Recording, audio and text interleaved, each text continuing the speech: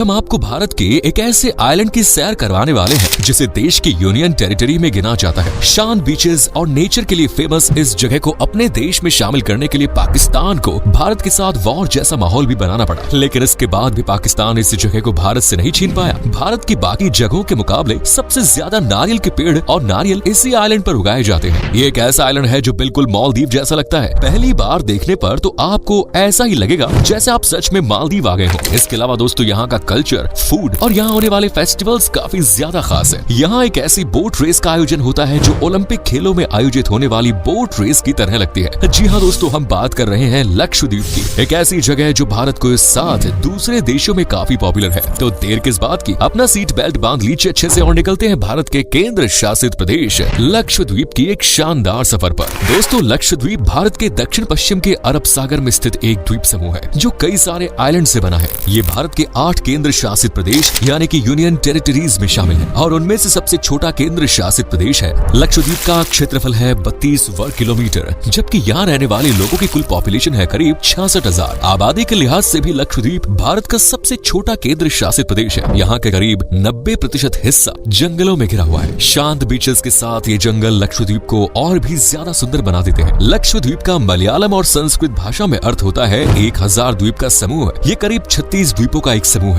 और इस क्षेत्र में प्रमुख द्वीप मिनिकॉय और अमिनदिली है। लेकिन इन द्वीपों पर केवल 10 द्वीपों पर ही आबादी है, जबकि 6 द्वीपों पर ही टूरिज्म का कारोबार होता है, जिसमें केवल 3 द्वीपों जैसे कि अगाती, कदमत और बांगरम, इन पर ही विदेशी पर्यटकों को जाने की अनुमति है। इसके अलावा दोस्तों, कई प्रमुख शहर लक्षद्वीप के किनारे स्थित है जो इसे बिजनेस और टूरिज्म के लिहाज से काफी अहम बनाते हैं। केरल के पास होने की वजह से लक्षद्वीप के लोगों में भी केरल की बोली ही नजर आती है। यहाँ के लोग मलयालम भाषा में बात करते हैं, लेकिन मिनिकॉय क्षेत्र में सभी लोग धिवेही नामक भाषा का प्रयोग करते हैं। लक्षद्वीप में 96% से भी ज्यादा आबादी मुस्लिम है, फिर भी यहाँ पर हर धर्म को काफी अहमियत दी जाती है। भले ही इस द्वीप में कम ही लोग रहते हो, लेकिन जितने भी लोग हैं वो सभी वेल एजुकेटेड हैं। लक्षद्वीप भारत का सबसे ज्यादा साक्षरता वाला केंद्र शासित प्रदेश है, जहाँ पर करीब 91.85% साक्षरता है। आपको जानकर हैरानी होगी कि लक्षद्वीप एक समय भारत और पाकिस्तान के बीच की वॉर का भी हिस्सा रहा। दरअसल पहले इस जगह को एक इंडिपेंडेंट आइलैंड माना जाता था। यहाँ रहने वाले लोगों में सबसे ज्यादा मुस्लिम थे और ज्यादातर आबादी मुस्लिम होने के कारण पाकिस्तान ने इसको अपने कब्जे में करना चाहा, पर सरदार वल्लभ भाई पटेल जी और भारतीय सैनिकों ने पाकिस्तान की इस कोशिश को नाकामयाब बनाया और इसी वजह से भारत सरकार ने सभी द्वीपों को मिलाकर एक कर दिया और इसे लक्षद्वीप नाम दिया गया।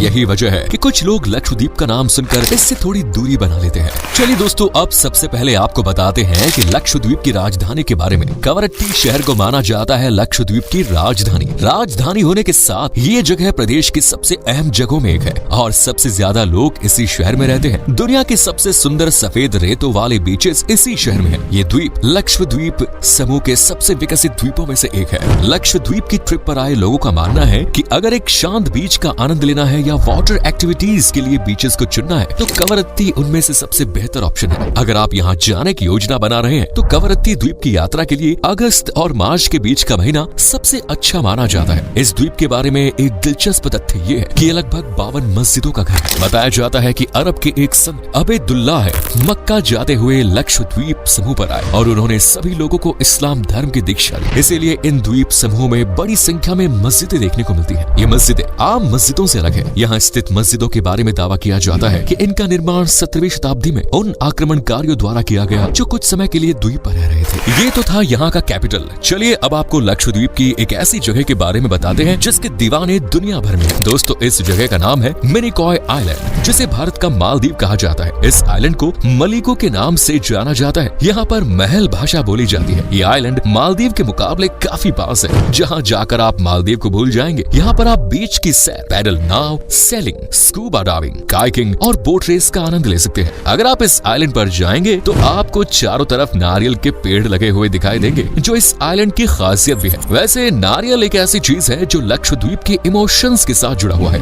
देश के किसी भी दूसरे हिस्से से ज्यादा नारियल लक्षद्वीप में उगाए जाते हैं। यहाँ पर हेक्टर करीब 22,310 नारियल पैदा होते हैं। विश्व के दूसरे नारियलों के मुकाबले में यहाँ के नारियल में सबसे ज्यादा प्रतिशत में तेल पाया जाता है। नारियल के अलावा केला और पपीता भी बिजनेस का सबसे बड़ा साधन है। यहाँ पर नारियल के रेशे से रस्सियां, कॉरिडोर मैट, चटाइयाँ एवं दरिया आदि का उत्पादन होता है। ये सभी चीजें हैं जो टूरिज्म के अलावा लक्षद्वीप की इकोनॉमी इकोनॉमी को सबसे ज्यादा सपोर्ट करती है। दोस्तों भारत में कुछ ही जगह ऐसी है जहाँ जाकर आप रेत, सूरज और वाटर सर्फिंग का मजा एक साथ ले सकते हैं। लक्षद्वीप उन गेटवे में एक है। आंसू के आकार का दिखने वाला बंगारम बीच लक्षद्वीप समूह का ही हिस्सा है। शाम के समय ये जगह इतनी सुंदर लगती है कि जितना आपने सपने में भी नहीं सोचा होगा। एक खास तरह के समुद्री जीव पानी में होने के चलते बंगारम बीच रात के समय चमकता है। यहाँ जाकर आप scuba diving, wind surfing, water skiing, parasailing, snorkelling जैसी कई दूसरी वाटर स्पोर्ट्स एक्टिविटीज भी कर सकते हैं। ये द्वीप करीब 2.5 किलोमीटर स्क्वायर क्षेत्र में फैला हुआ है जो कोरल रीफ से घिरा हुआ है। लक्षद्वीप का कल्चर काफी अलग है दोस्तों। हालांकि ये भारत के कई दूसरे बड़े राज्यों से मिलता जुलता है, लेकिन जब यहाँ किसी भी फेस्टिवल की शुरुआत होती है तो लक्षद्वीप एक अलग ही आइलैंड बनकर सामने आता है। यहाँ त्योहार धार्मिक रिवाज और परंपरा के साथ मनाए जाते हैं। मुहर्रम, बकरीद और मिलादुन्नबी के साथ ईद उल फितर लक्षद्वीप में काफी ग्रैंड तरीके से मनाए जाते हैं। केरल के समीप होने से यहाँ के रिवाज और परंपराएं केरल से प्रभावित है। दोस्तों लक्षद्वीप की यात्रा मिनिकॉय फेस्टिवल के बिना अधूरी मानी जाती है। ये एक ऐसा फेस्टिवल है जो आपको दुनिया के किसी में देखने को नहीं मिलेगा। हाँ, आपको इससे मिलता जुलता कुछ देखने को जरूर मिल सकता है, लेकिन मिनिकॉय फिर भी काफी अलग है। इसका आयोजन जनवरी के महीने में किया जाता है। मिनिकॉय एक तरह से लक्षद्वीप के लोगों के लिए न्यू ईयर की तरह होता है। ये एक ऐसा समय है जब लोग जश्न मनाने, मेल जोल बढ़ाने और अच्छी मेमोरीज बढ़ाने के लिए एक साथ आते हैं। ये फेस्टिवल लोगों को इसलिए भी पसंद आता है क्योंकि इस दिन लक्षद्वीप में एक बोट रेस का आयोजन होता है। देखने में ये बोट रेस कुछ ऐसी ही लगती है जैसे किसी ओलंपिक रेस का आयोजन किया जा रहा हो। इसीलिए अगर आपको अपनी लक्षद्वीप की ट्रिप को यादगार बनाना है तो कोशिश करें कि आप जनवरी में जाकर मिनिकॉय फेस्टिवल का हिस्सा बन सके। तो दोस्तों ये तो थी यहाँ के फेस्टिवल की बात। चलिए अब आपको बताते हैं लक्षद्वीप जाकर आप क्या कुछ खा सकते हैं और यहाँ के लोगों को क्या पसंद है। लक्षद्वीप में मिलने वाला भोजन दक्षिण भारतीय खान पान से प्रभावित है। सुबह नाश्ते में अप्पम,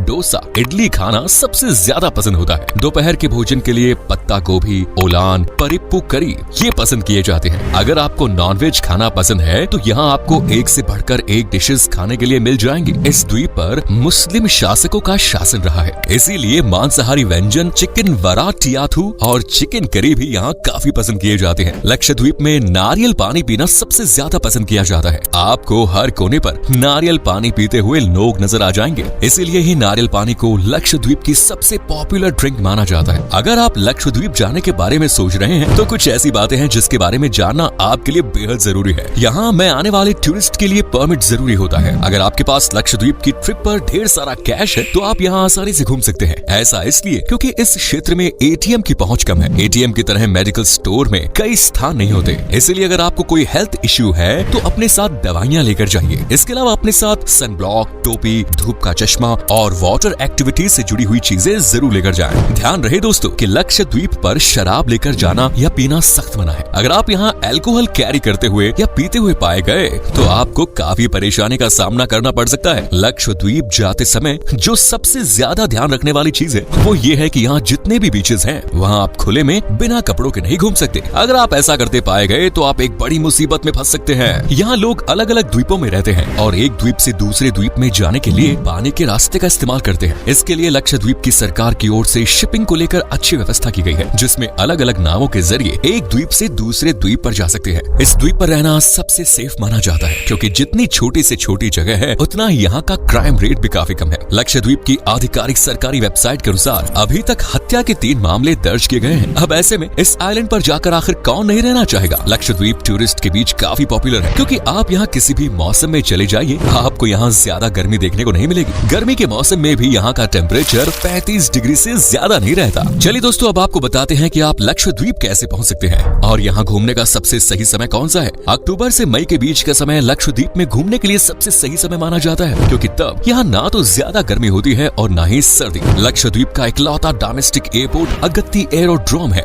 जहाँ कोचीन इंटरनेशनल एयरपोर्ट से डायरेक्ट फ्लाइट मिलती है। अगर आपको ट्रेन से लक्षद्वीप जाना है तो आप केरल में स्थित नजदीक रेलवे स्टेशन एर्नाकुलम तक जा सकते हैं, जहाँ से आप क्रूज के जरिए भी लक्षद्वीप तक पहुँच सकते हैं। हालांकि थोड़ा महंगा हो सकता है, लेकिन अगर आपके पास एक अच्छा खासा बजट है तो आप इस ऑप्शन को भी जरूर ट्राई कर सकते हैं। तो दोस्तों ये था खूबसूरत द्वीप लक्षद्वीप, एक ऐसा आइलैंड जहाँ जाना हर किसी का सपना होता है। अगर आपको कम बजट में मालदीव जैसे मजे लेने हैं तो इस जगह को एक बार जरूर एक्सप्लोर करें। अगर आप पहले ही लक्षद्वीप की यात्रा कर चुके हैं तो आपको यहाँ की सबसे खास चीज क्या लगी हमें कमेंट्स में जरूर बताएं।